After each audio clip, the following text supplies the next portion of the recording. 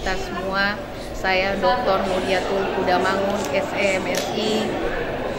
Pada hari ini telah menyelesaikan studi di program Pascasarjana Ilmu Ekonomi dengan judul Transformasi Sosial Ekonomi Masyarakat Pengungsi di Kabupaten Poso.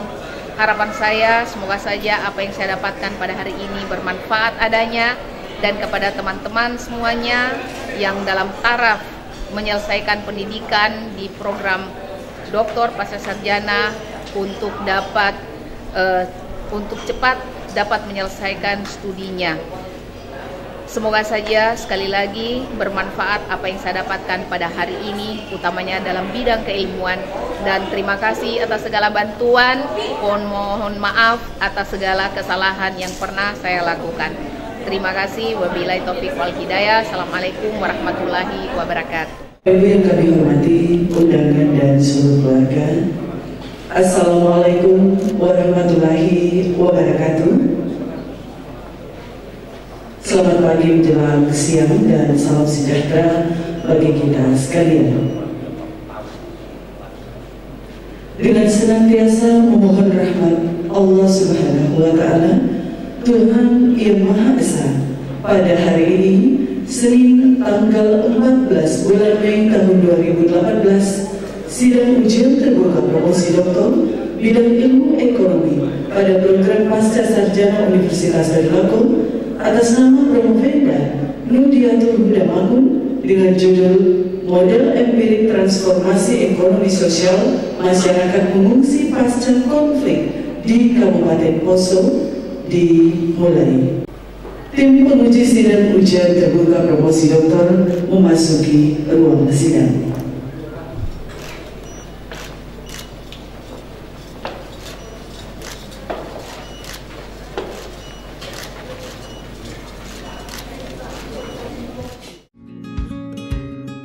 Promovenda disilakan memasuki ruang sidang dan menempati tempat yang telah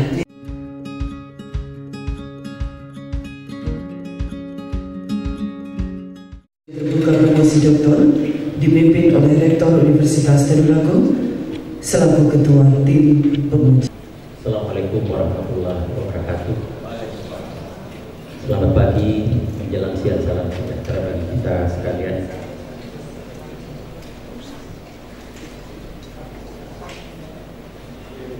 Saudara Promovenda,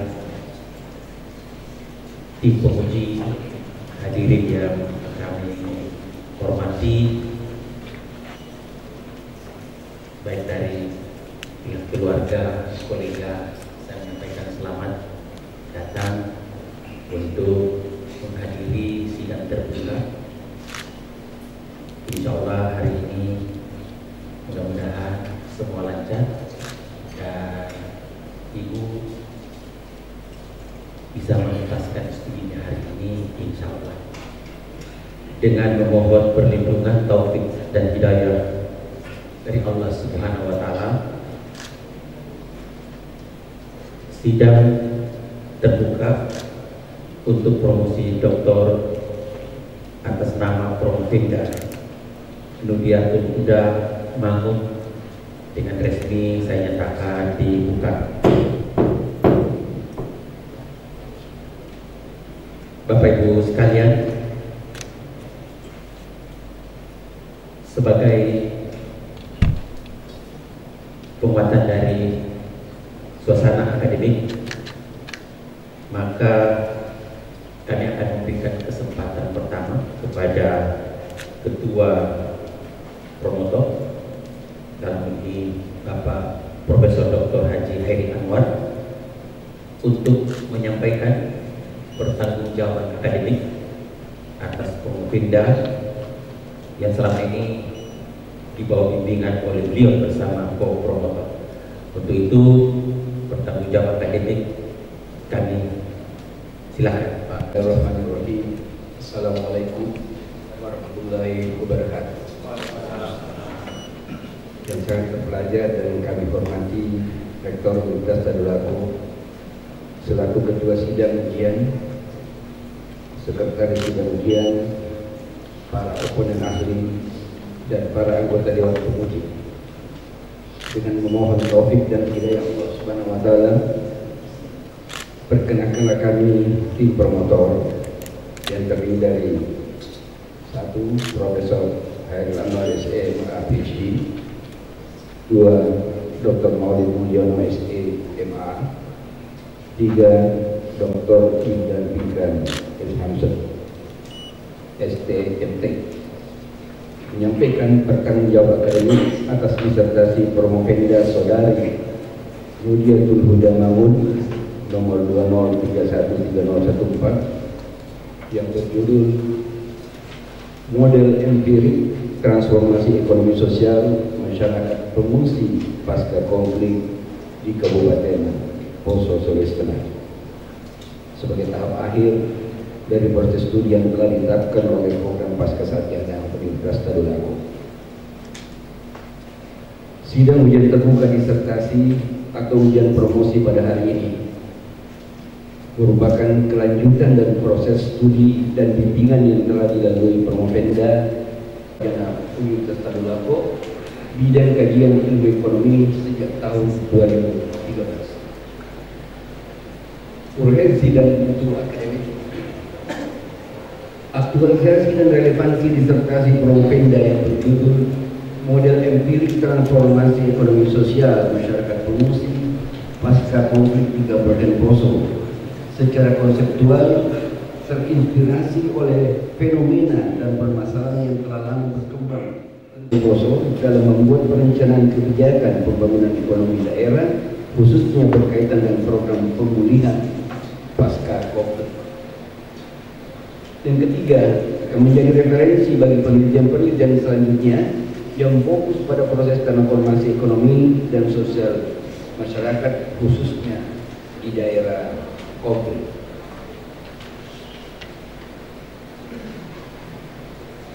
Melalui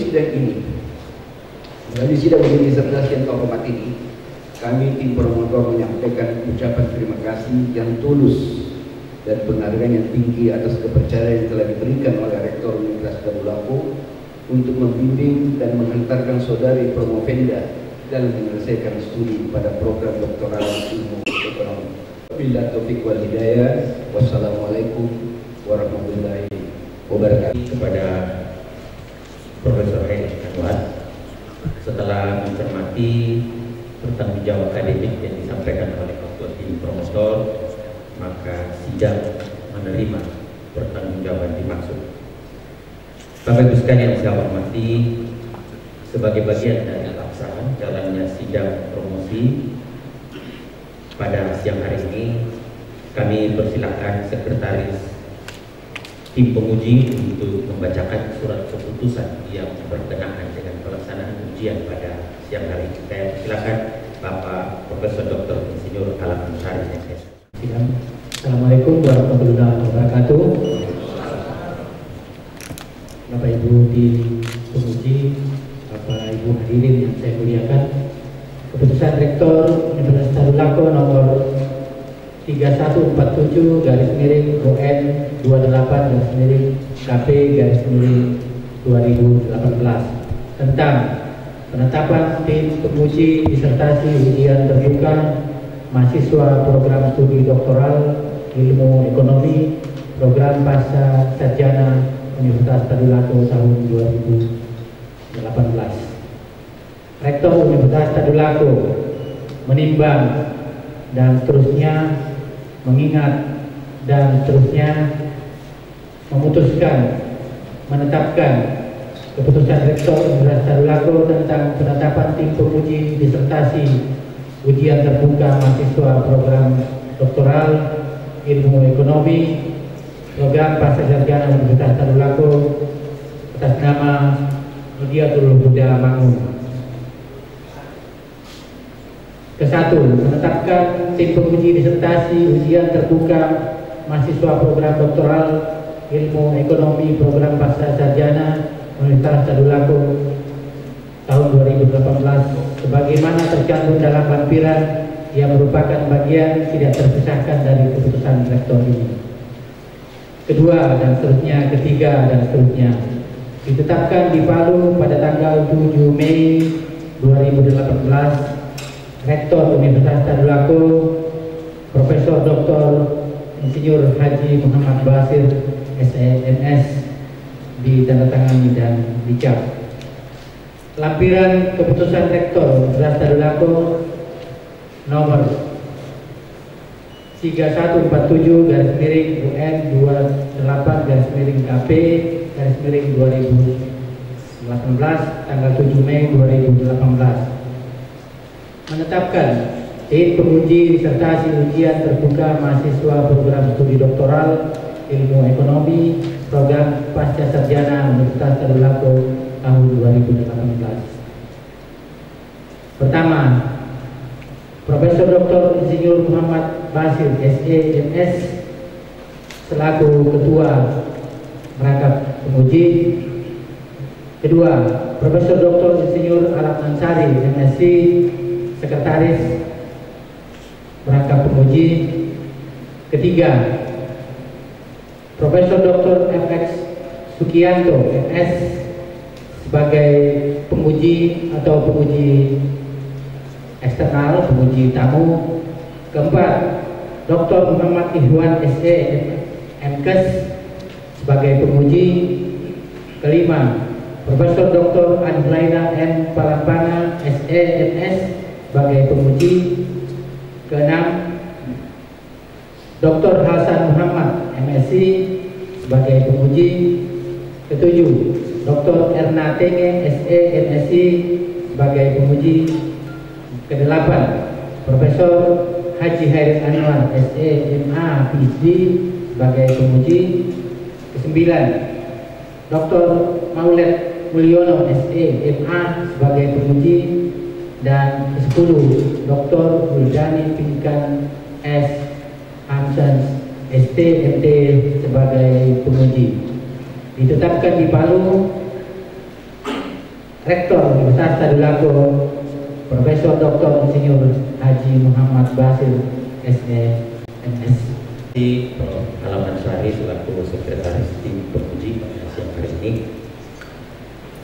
Sekarang kami beri kesempatan kepada Promovenda untuk menyampaikan pokok-pokok pikiran yang terkait dengan disertasi yang mengangkat judul Model Empirik Transformasi Ekonomi Sosial Masyarakat Pengungsi Pasca Konflik di Kabupaten Poso.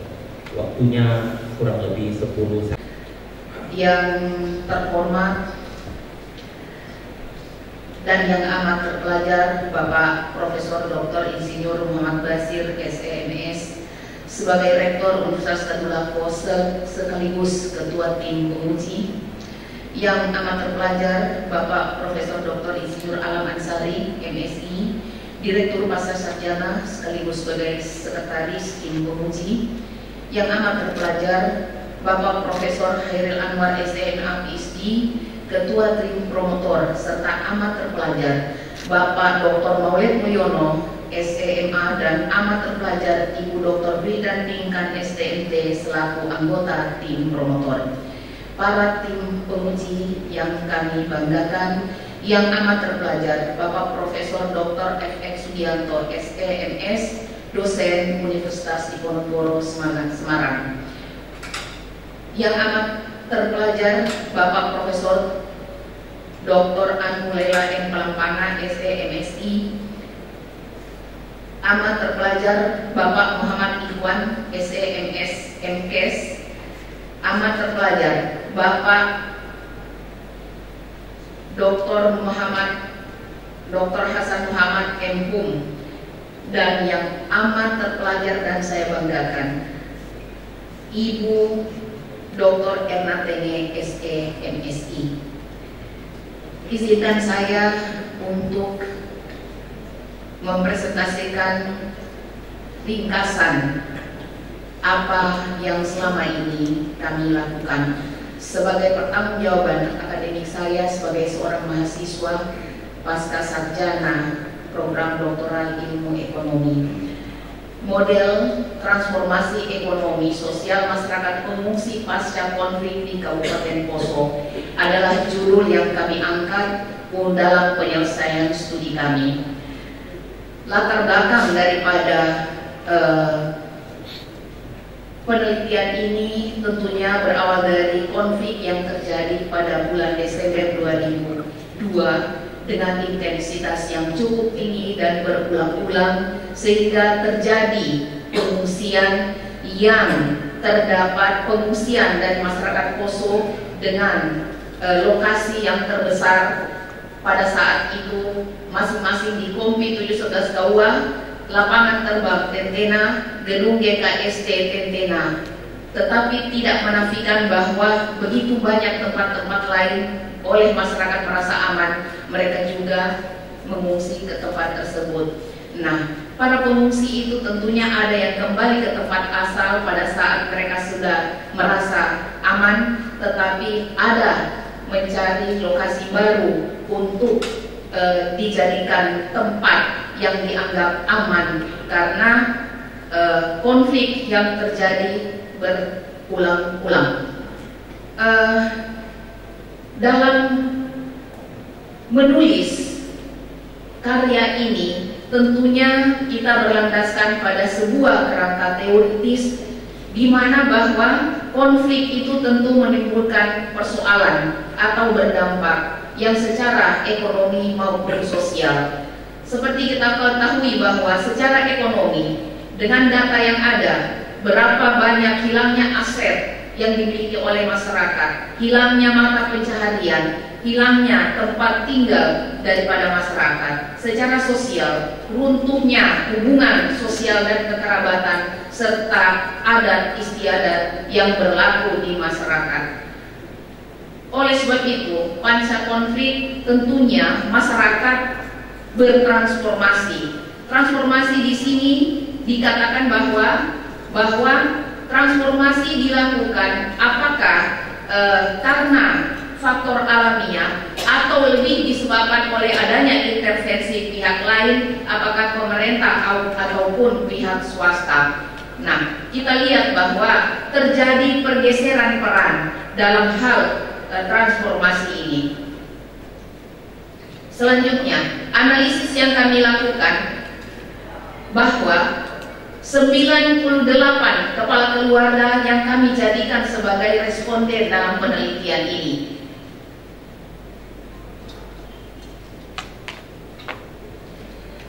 Dengan mengambil tempat atau lokasi penelitian yang kita tetapkan secara sengaja, yaitu di 3 daerah, masing-masing daerah Pamona, Kelurahan Pamona, Kecamatan Pamona, Puselemba, kemudian Kelurahan Petirodomi, Kecamatan Pamona Utara, kemudian Kelurahan Kaua, Kecamatan Poso, Kota Selatan.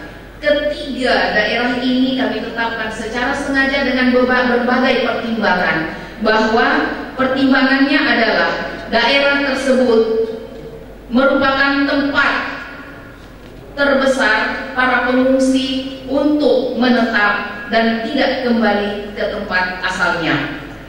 Bapak dan Ibu sekalian, dengan melalui bantuan model probit dan analisis kualitatif, maka kami menemukan model daripada untuk dijadikan sebagai pengujian daripada hasil atau fenomena yang terjadi di lapangan. Ternyata hasil yang kami dapatkan bahwa dengan model probit untuk intervensi faktor alamiah, intervensi swasta dan intervensi lembaga swadaya masyarakat atau NGO itu tidak berpengaruh secara signifikan terhadap masyarakat yang bertransformasi. Tetapi pihak LSM baik dari faktor transformasi ekonomi maupun transformasi sosial itu berpengaruh tidak signifikan tetapi positif. Nah, ini mungkin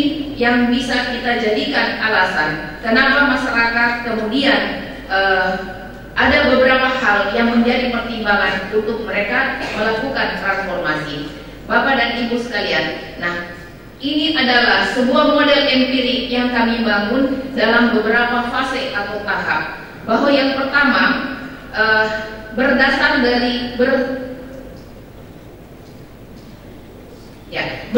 dari fenomena konflik terjadi perubahan, yaitu masyarakat mengungsi.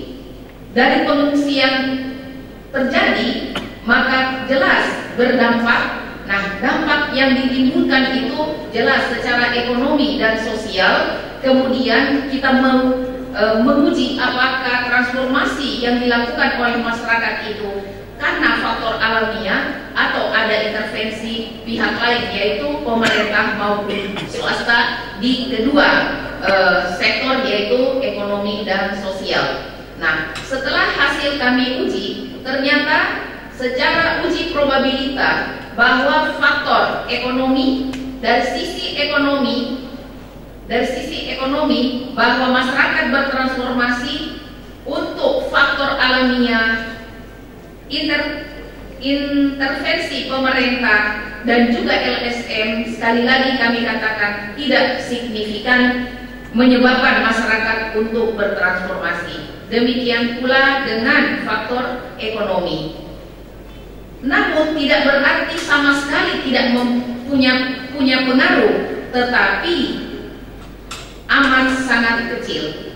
Nah, kami mencoba bagaimana masyarakat, seperti kita ketahui bahwa kondisi atau dampak yang ditimbulkan jelas tidak merubah ataupun menjadikan masyarakat itu tidak seperti keadaan semula. Oleh sebab itu dibutuhkan treatment daripada pihak-pihak terkait untuk melakukan suatu program atau treatment yang bisa dijadikan sebagai output untuk bagaimana kemudian bisa membalikan atau minimal meminimalisir kondisi masyarakat pengungsi yang ada untuk kembali ke keadaan yang semula. Di sini terlihat begitu banyak tanda panah. Secara singkat saya katakan bahwa semakin banyak arah panah itu artinya semakin banyak treatment yang dilakukan oleh baik pemerintah ataupun pihak lain yang terkait. Kesimpulannya terjadi transformasi bagi masyarakat pengungsi di Kabupaten Poso, baik dari sektor ekonomi maupun sektor sosial.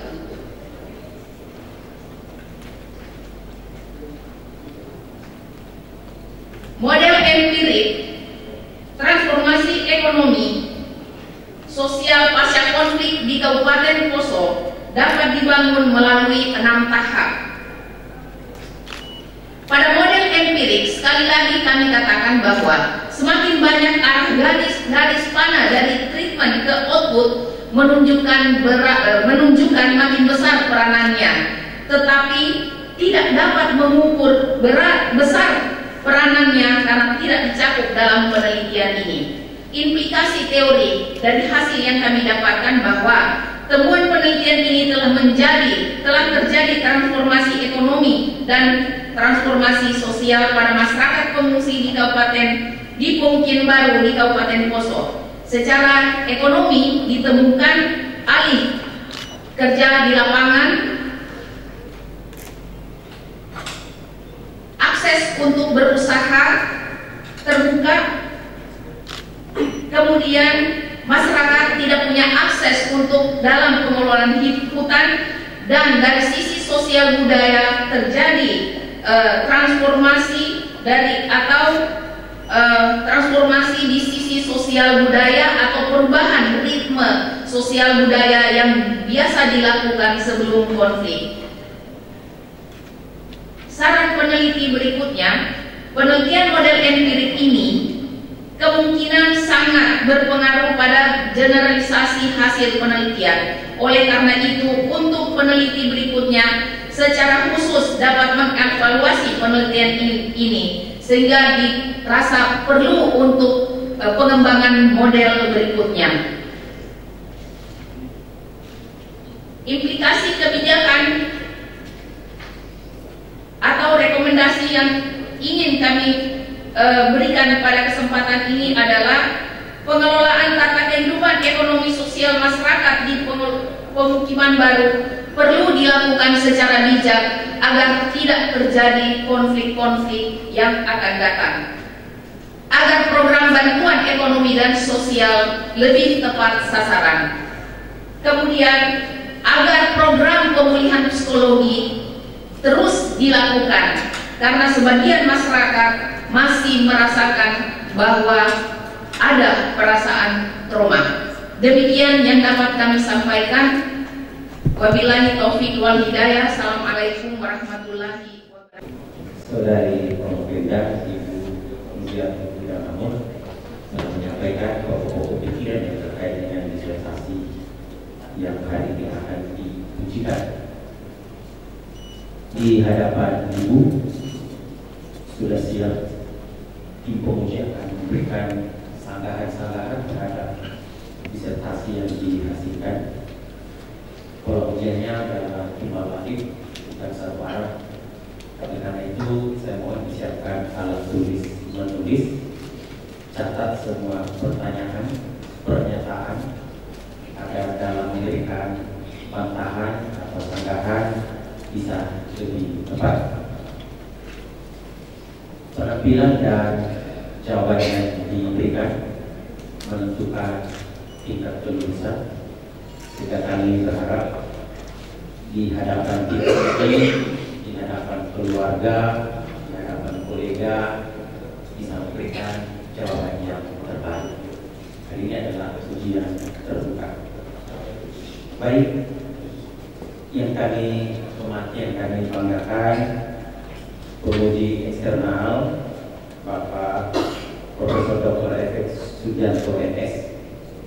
Beliau dari Fakultas Ekonomi Universitas Diponegoro Semarang. Terima kasih Pak Prof sudah hadir.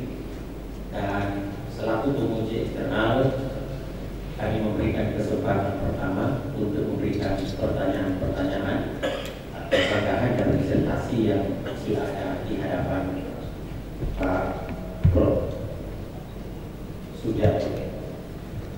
Waktunya kami tidak batasi. Saya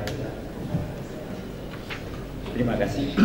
Terima kasih yang terhormat pimpinan sidang Pak Rektor, kemudian Saudara Promo Vendus, Ibu. Nah, saya kalau nama lengkapnya Manu Pak Rektor, nama lengkapnya malah lupa. Kalau yang saya kenal adalah Promo Vendus itu Bu Inun gitu. Karena saya udah kenal cukup lama, yang bersangkutan pernah menjadi mahasiswa saya di UNIT. Jadi tapi kelihatannya juga masih tegang itu. Jangan tegang Bu Inun. Pak Rektor terima kasih, dan juga mohon izin para penguji yang lain saya, dan juga terima kasih diberi waktu yang longgar. Tapi mungkin saya menggunakan waktu sekitar 10 menit paling lama. Biar Mbak Inun, Bu Inun nggak semaput gitu loh. Ya, yang pertama tentu saya ucapkan selamat Bu Inun, kerja keras dan risetnya menarik karena sebenarnya riset ini aktual.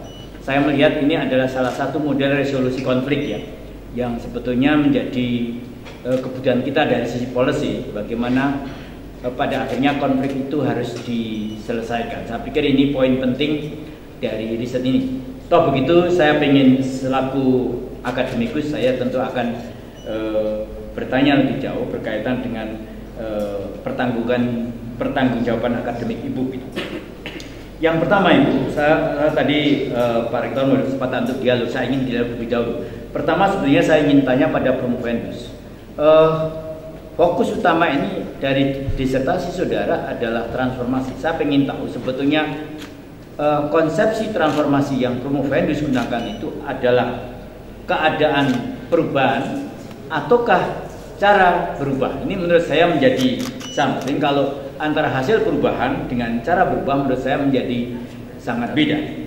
Sekaligus yang ini dulu deh, ini dulu. Mungkin konsepsi ini lebih dahulu sebelum saya lanjut ke berikutnya. Silakan Bu ini informasi. Apakah saya sempat lihat kamus tadi pagi gitu.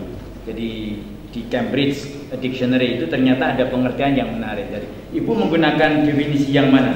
Apakah hasil dari perubahan ataukah cara berubah itu yang digunakan atau yang menjadi fokus dari riset ini?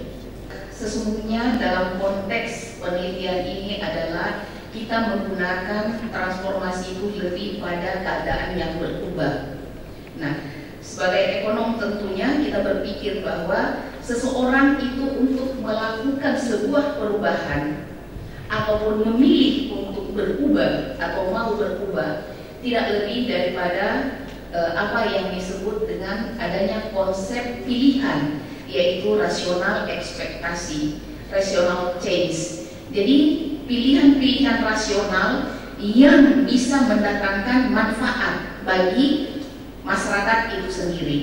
Dalam hal ini pengungsi, karena konteks kami adalah pengungsi, korban konflik, maka tentunya mereka mau bertransformasi karena ada sesuatu yang mereka harapkan, atau ada utility atau manfaat yang menurut mereka itu mereka pasti dapatkan di tempat yang baru, sehingga mereka beralih atau pindah ke tempat yang baru maupun beralih di sektor pekerjaannya secara ekonomi atau sosial.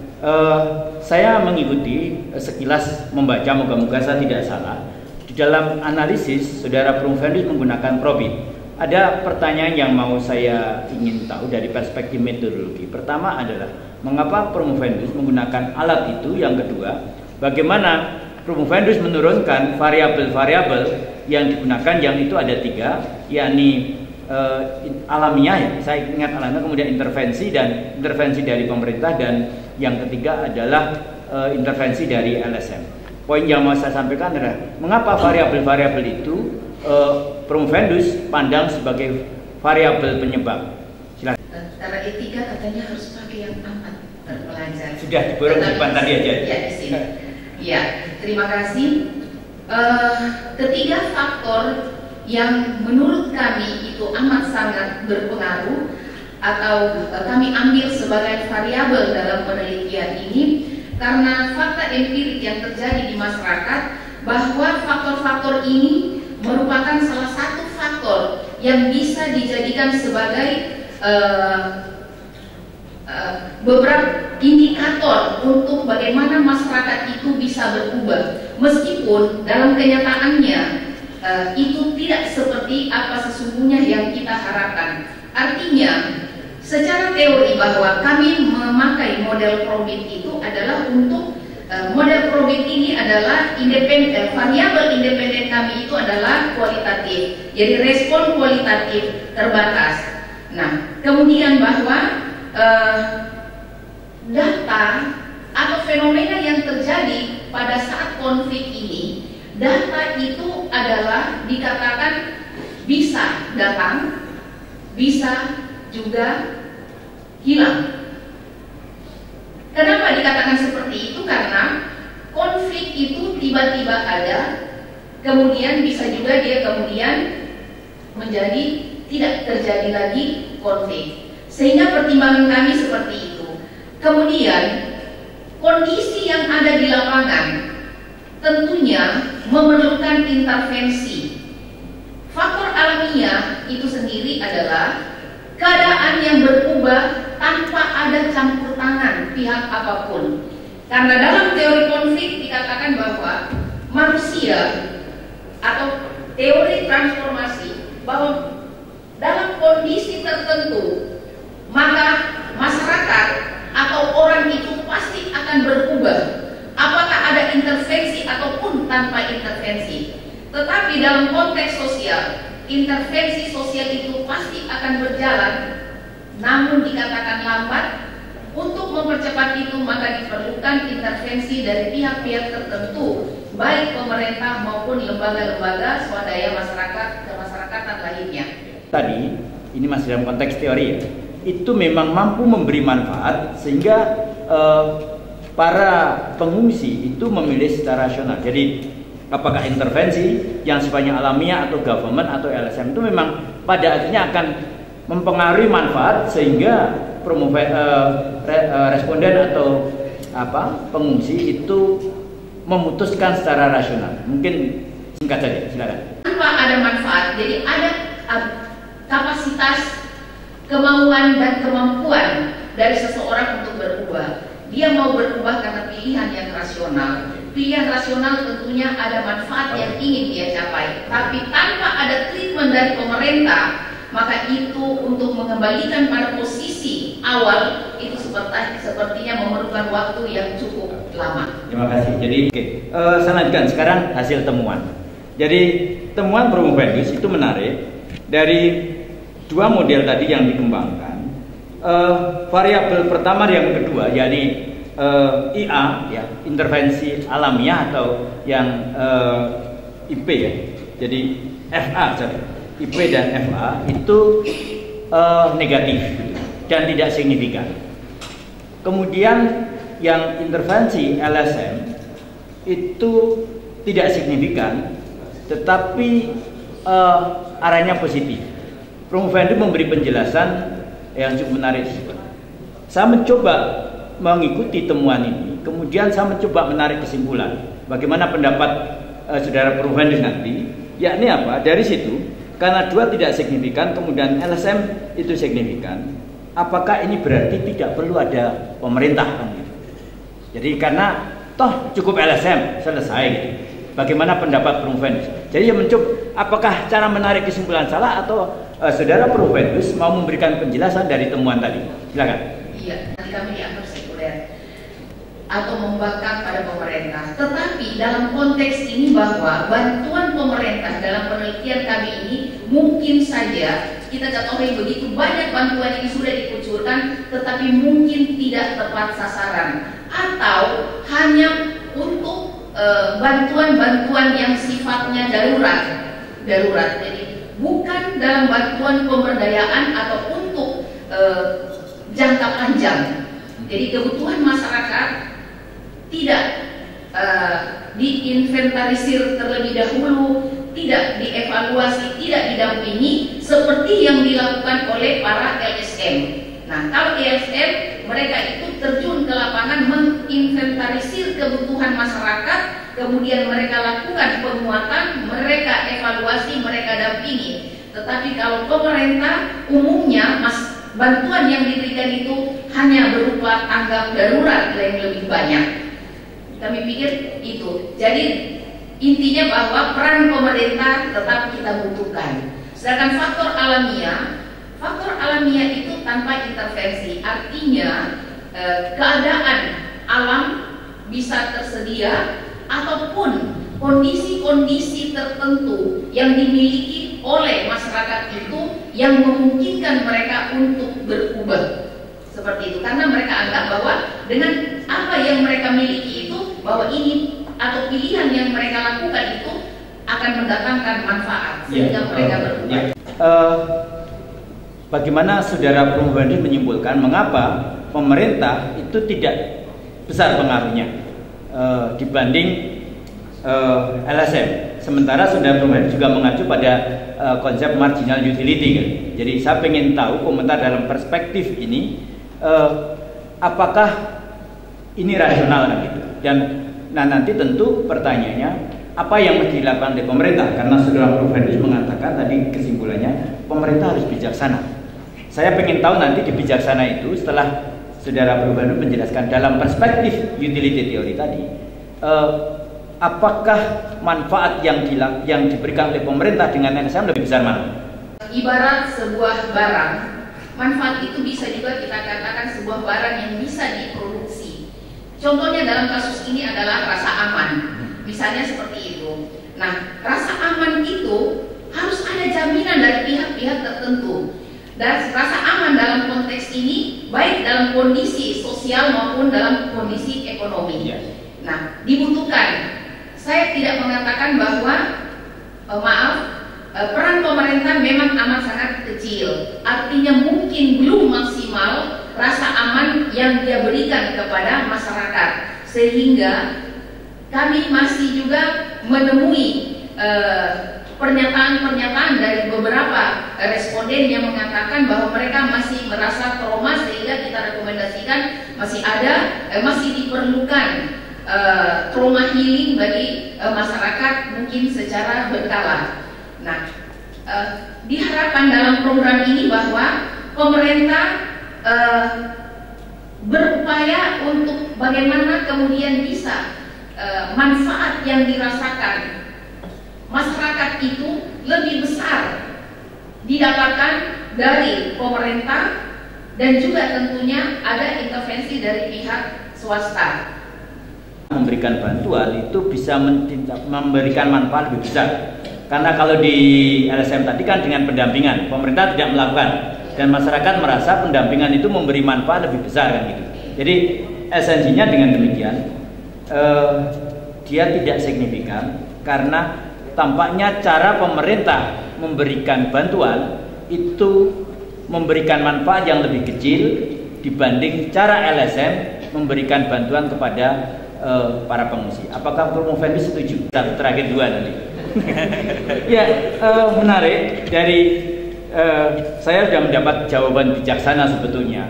Dengan pemerintah memberikan manfaat yang lebih besar dengan model-model pendampingan, itu utilitasnya akan menjadi lebih besar. Saya sudah dapat jawaban tentang itu. Nah, yang terakhir dari disertasi saudara Promovendus itu menjadi sangat menarik.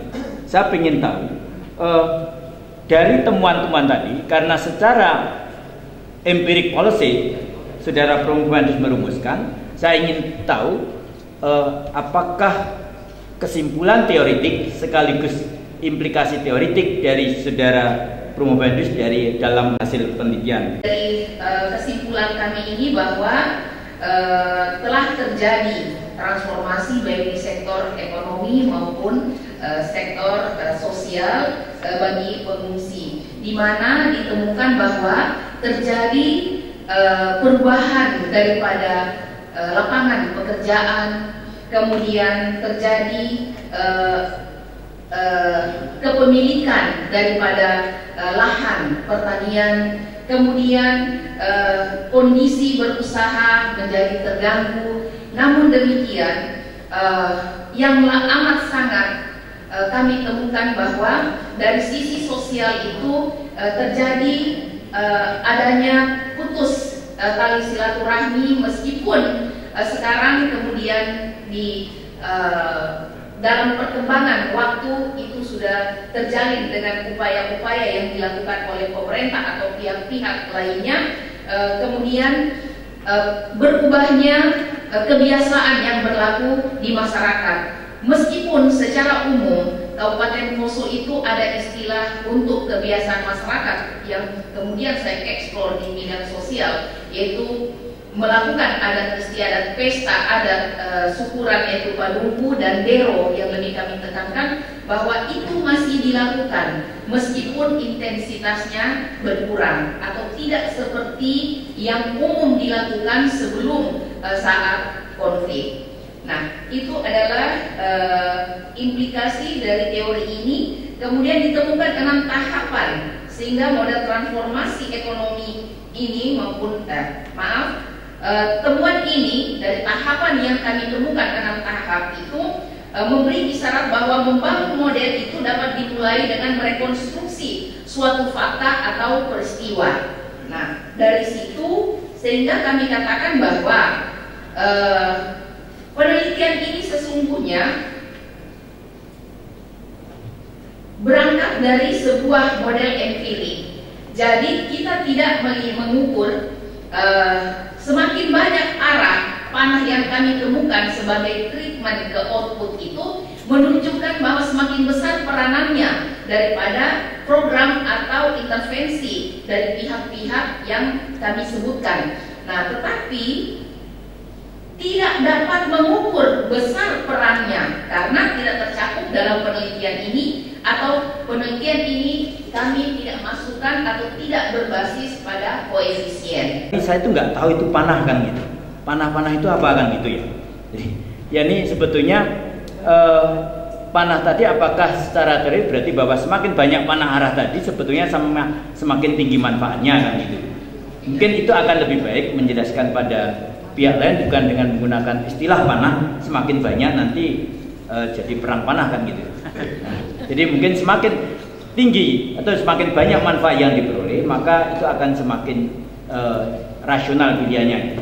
Nah, pertanyaannya gini, Ibu Inun, dari kita tadi intervensi pemerintah yang paling utama menurut Promovendus adalah rasa aman. Saya ingin tahu pendapat, karena ini pendekatannya juga ekonomi sosiologi. Saya bukan ahli sosiologi, karena beliau-beliau yang ahli. Cuma saya bertanya begini, kalau kita mengacu pada pembukaan Undang-Undang Dasar yang kita sudah bersepakat untuk membangun negara kesatuan Republik Indonesia, kemudian di dalam disertasi saudara Promovendus untuk menciptakan rasa aman dan sebagainya itu membangun sebuah komuni yang berbasis pada homogenitas variabel, entah itu etnis, entah itu agama. Pertanyaan pribadi yang tidak ada dalam disertasi, menurut pendapat Promovendus, apakah itu cara yang terbaik dalam jangka panjang, ataukah ada cara lain yang akan lebih baik dalam jangka panjang dalam konteks tadi? Jadi ini di luar konteks disertasi, boleh dijawab, boleh tidak dijawab. Dan masyarakat yang kami jadikan responden, minta tolong berdiri Pak Rafli dan kawan-kawan, sengaja kami datangkan. Mereka ini adalah berprofesi sebagai lurah, kemudian sampai dengan ketua RT, sekretaris lurah. Pak Rafli adalah lurah di daerah lain, tetapi saat ini malah diputar sekretaris lurah di Pamona, sekarang menjadi lurah di Petirolomi. Saya pikir apa yang dijelaskan oleh profesor itu amat sangat menarik, dan pemerintah melalui program forum antar umat beragama. Nah, itu adalah salah satu upaya pemerintah untuk bagaimana menciptakan masyarakat itu supaya tidak terdikotomi seperti yang terjadi saat ini. Awal sebelum konflik itu tidak seperti itu, baik dari sisi etnis, suku, etnis, agama, dan seterusnya, itu tidak. Tetapi sekarang itu ada fenomena yang terjadi, termasuk di lokasi penelitian kami.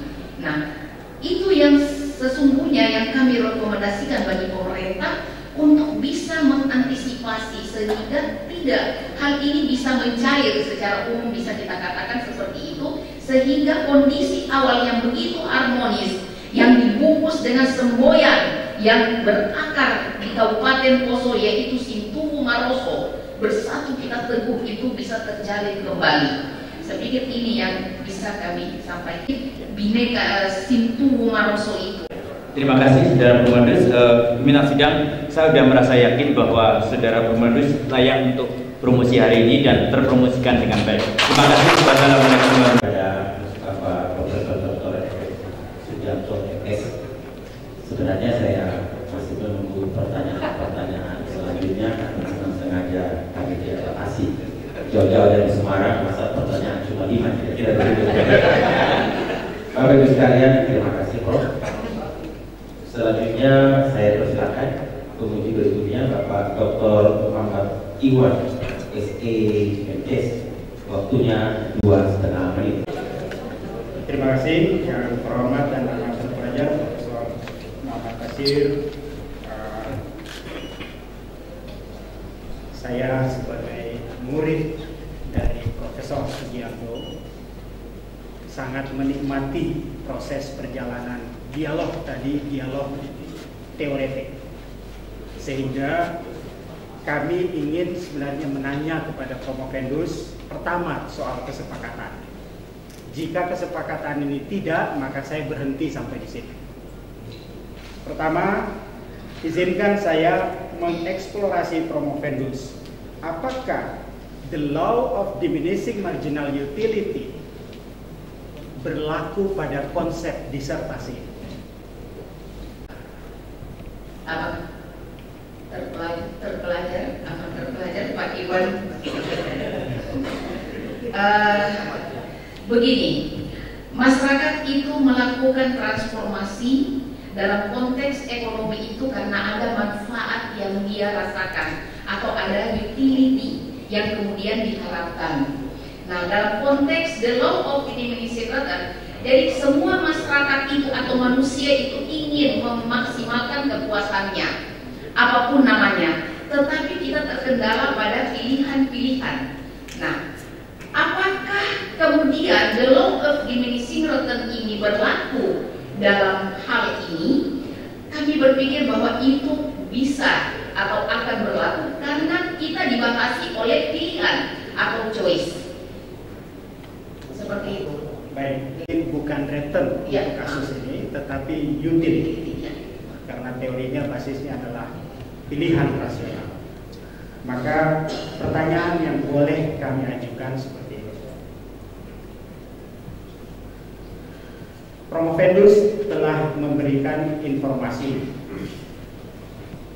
marginal utility yang diperoleh dari LSM lebih besar daripada marginal utility yang diperoleh dari pemerintah, sehingga intervensi yang lebih memungkinkan adalah intervensi pemerintah, intervensi LSM. Jika kita mengacu kepada temuan Promovendus dengan membangkitkan probability untuk menemukan dan kemudian menemukan kebenaran ilmiah yang terakhir ternyata itu tidak signifikan. Dengan mengacu pada probability, atau mungkin juga orang menyebutkan logistik, tunjukkan bahwa model ini pada akhirnya telah memberikan kepada disertasi ini model empirik untuk melakukan intervensi kepada masyarakat pengungsi. Silakan, Prof. Utility memang, maaf tadi saya ralat bukan the law of diminishing returns tapi utility, seseorang itu tidak terbatas, ya, memang seperti itu. Dikatakan tidak terbatas dan kaitannya dengan penggunaan alat analisis probit. Kami katakan di sini bahwa kondisi di lapangan itu kan yang dihadapi oleh para pengungsi untuk memaksa mereka memilih satu pilihan yang rasional. Apakah mereka mau berubah atau tidak berubah? Berubah atau tidak berubah? Nah, di situ konteksnya. Nah, di sini masyarakat itu memilih untuk bertransformasi karena mereka utamanya yang pertama itu adalah rasa aman. Mereka memilih tempat tinggal baru karena mereka merasa aman. Kemudian mereka memilih tempat pekerjaan yang lain karena mereka merasa ada nilai tambah yang maksimal yang mereka dapatkan.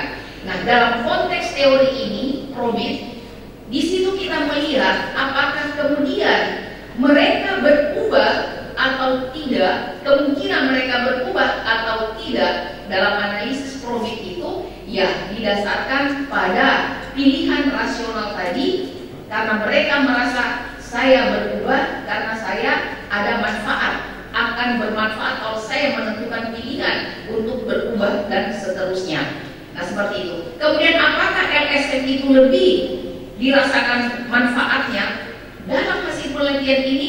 Ya, karena analisis probit menunjukkan itu.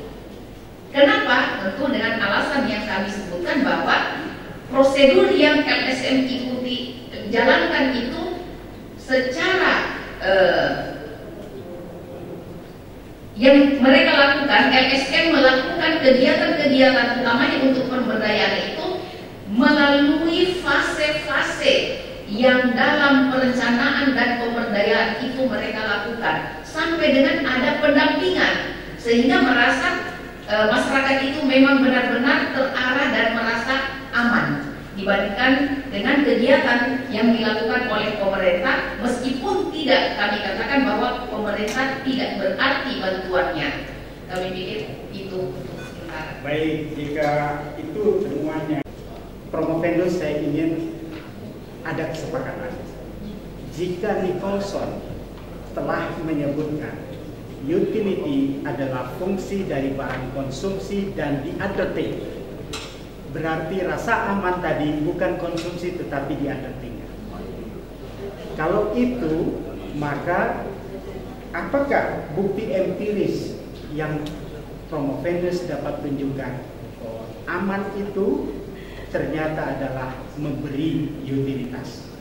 Mengapa mereka pindah lokasi? Secara empirik, ternyata hasil atau temuan di masyarakat itu mereka mengatakan bahwa kami beralih ke tempat ini karena kami merasa aman dan jauh dari pusat konflik. Sehingga benar yang dikatakan dalam konsep itu bahwa utility itu bahwa rasa aman itu adalah satu-satunya hal yang paling utama yang diinginkan oleh masyarakat sehingga mereka bertransformasi. Terima kasih pimpinan sidang. Pak Dr. Muhammad Iwan yang telah memberikan beberapa pertanyaan. Selanjutnya saya persilakan Bapak Profesor Dr. Aniatullah Palempana, SEMS, waktunya juga 2 setengah menit. Assalamualaikum warahmatullahi wabarakatuh.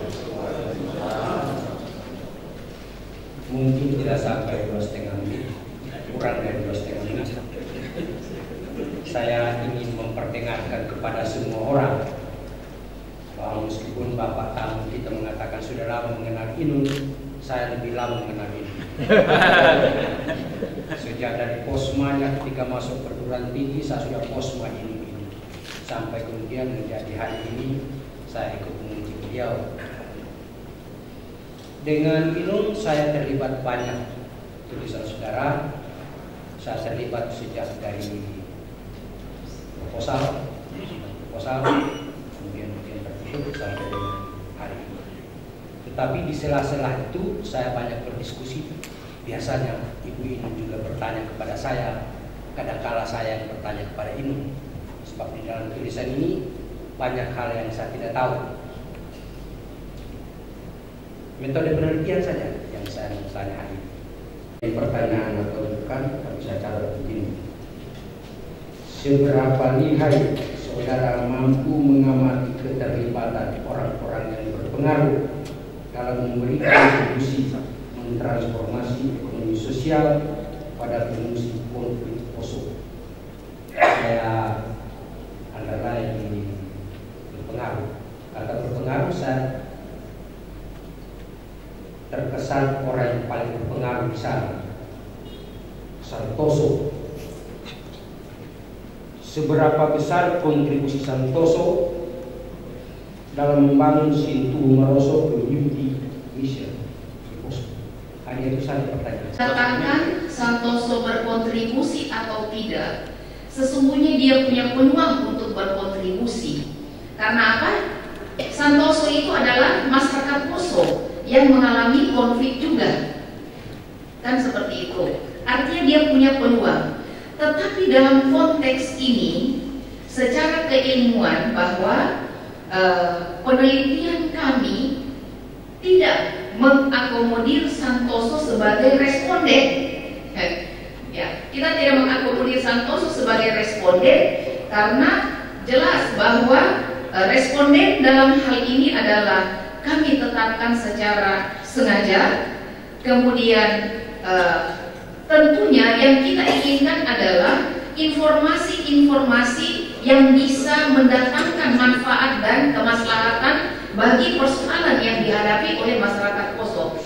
Sedangkan kita ketahui bersama bahwa Santoso itu dia tidak punya bukan visi, mungkin akan berbeda dengan masyarakat pengungsi pada umumnya, utamanya bagi yang kita jadikan responden dalam hal ini. Jadi jelas saya katakan bahwa Santoso dalam konteks ini kita bikin sebagai orang yang berpengaruh. Saya katakan secara tegas tidak berkontribusi dalam penelitian ini karena dia tidak kita ambil sebagai responden penelitian ini. Terima kasih. 1 menit lebih sedikit.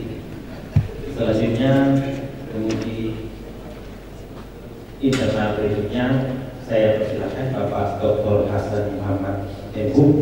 Waktunya juga 2 setengah menit. Warahmatullahi wabarakatuh. Waalaikumsalam. Karena menghindari waktu yang sampai terlewat, mohon dicatat pertanyaan. Yang pertama, Pak Firna tadi telah menjelaskan telah menjelaskan soal fenomena konflik, kemudian mereka mengungsi.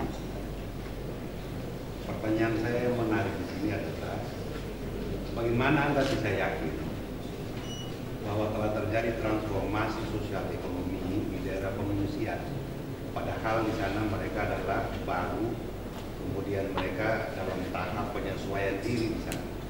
Kalau di daerah asal telah terjadi transformasi sosial ekonomi, ya boleh jadi saya setuju. Pertanyaan saya, bagaimana Anda yakin ketika mereka masuk di daerah konflik, saya ulangi, di daerah pengungsian telah terjadi transformasi sosial? Nah, ini soal model. Apakah model empirikal yang Anda maksudkan ini bisa diterapkan atau bisa digunakan di daerah-daerah lain pasca konflik? Misalnya di Ambon atau... Pertanyaan yang ketiga, ini soal metodologi.